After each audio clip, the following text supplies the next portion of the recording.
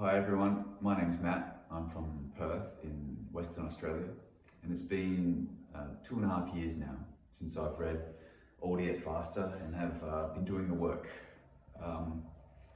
My running at the moment is going really well. I'm easily running faster and smoother than I ever have, and I'm easily running at about 4:35 pace for up to 10 to 12 kilometers, which is very exciting because I've never been able to do that. And last week I went down to a park run to just try racing for the first time since reading the book, and I ran a personal best 5K barefoot. Still just a little bit slower than 20 minutes, but I'm sure over the next few weeks that'll be a sub 20 and beyond. So yeah, really happy with how things are going.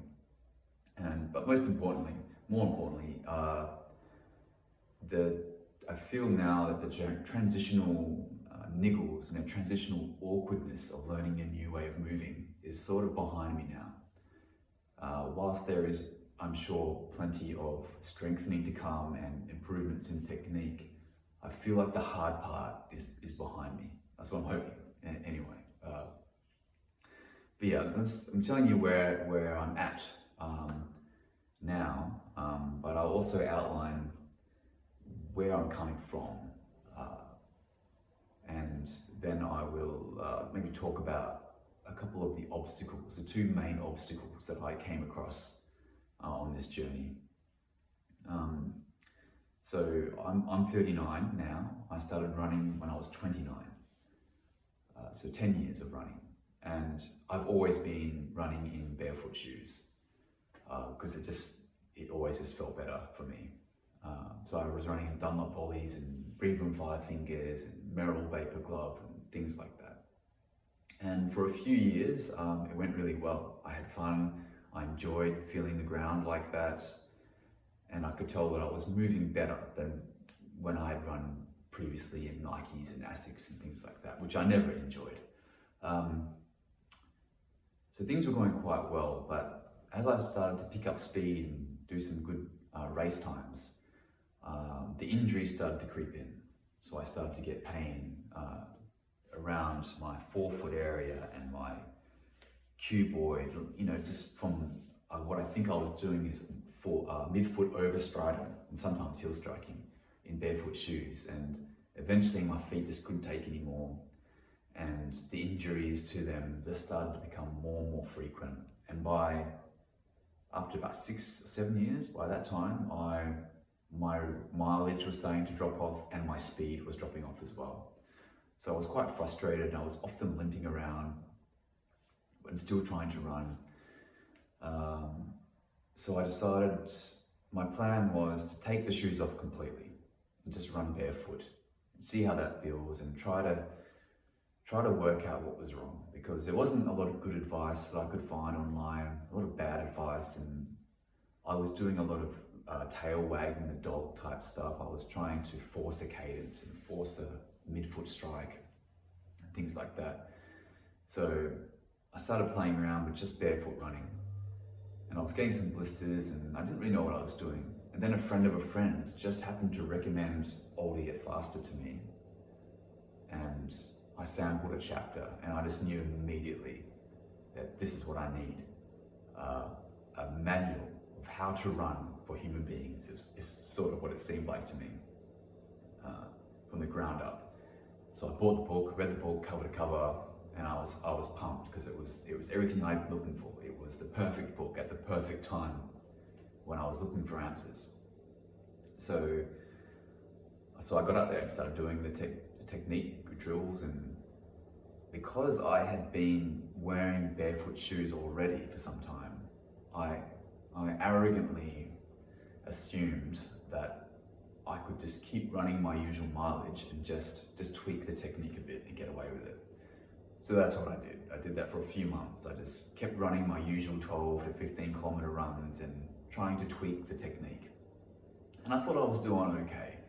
So I took a video and I posted it on our site, and quite quickly Keith and others pointed out that I was walking my foot forward, that I wasn't getting a solid landing, and that I was not getting off the ground.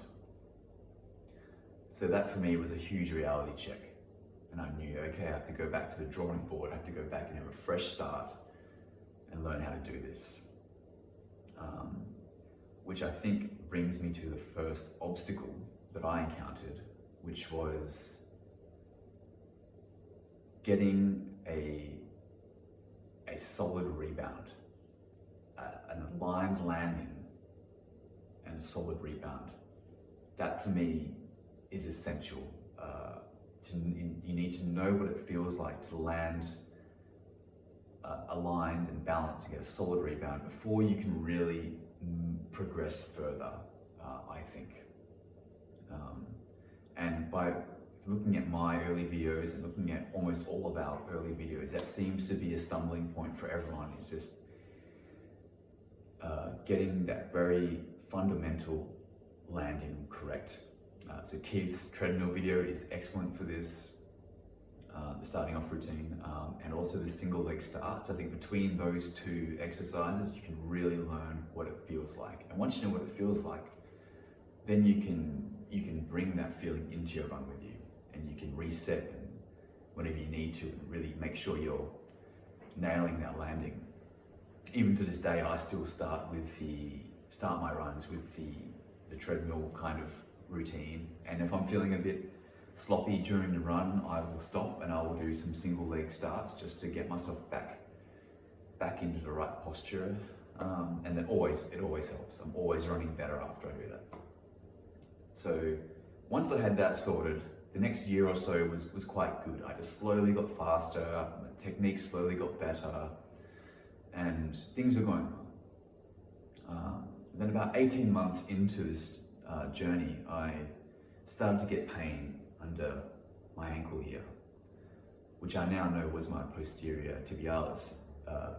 Was grumpy at probably the extra work that it was having to do from all of my improved landings. But I just tried to ignore it, and I ran through it for months, probably 4 or 5 months. I just tried to ignore it because it was mild, and it would recover overnight, and I'd better go for a run, and then I would limp in the afternoon, and then by the next morning I was good again, so I'd run again. But during that 4 to 5 month period of me being stubborn, my times plateaued, my distances plateaued, and I just wasn't getting any better. So I posted about it on the Facebook group, and Keith and Heidi prompted me to get onto the rehab, rest, and get this sorted.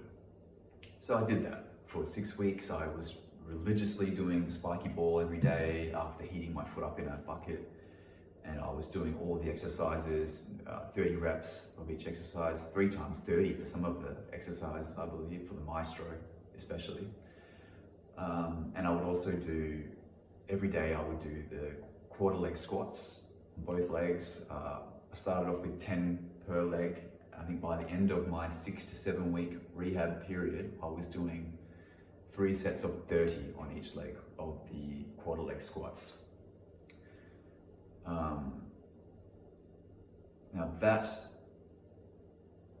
is the second obstacle for me. It was getting over that post-tib pain and getting the required strength in my glutes in that kind of mid area, and strengthening my feet in order to cope with the force.